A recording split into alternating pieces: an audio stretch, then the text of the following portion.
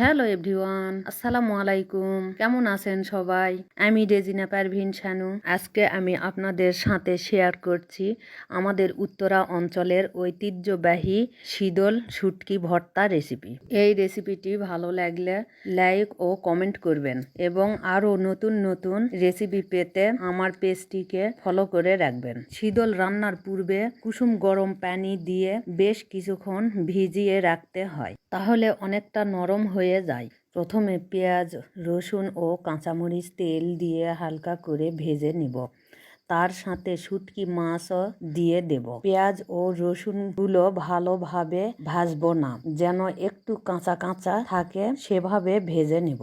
এরপরে ভিজিয়ে রাখা শীতলটাকে হাত দিয়ে ভেঙে গরম তেলে ছেড়ে দিলাম। অল্প পরিমাণ লবণ দিয়ে কিছুক্ষণ ভেজে নিব।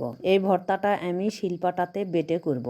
সবগুলো উপকরণ আমার ভাজা হয়ে গিয়েছে। এবার শিলপাটাতে প্রথমে শীতলগুলো বেটে নেব। ভর্তাটা এমন ভাবে বেটে নেব যেন শুটকি মাছগুলো একটু গোটা গোটা থাকে। এখানে আমি অনেকগুলো কাঁচামরিচ দিয়েছি। শীতল শুটকি ভর্তাটা একটু ঝাল ঝাল হলে খেতে অনেক ভালো লাগে, তাই আমি অনেক বেশি পরিমাণে কাঁচামরিচ দিয়েছি।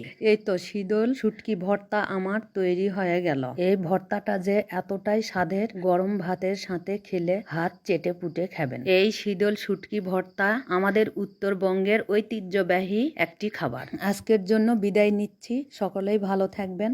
আল্লাহ হাফেজ।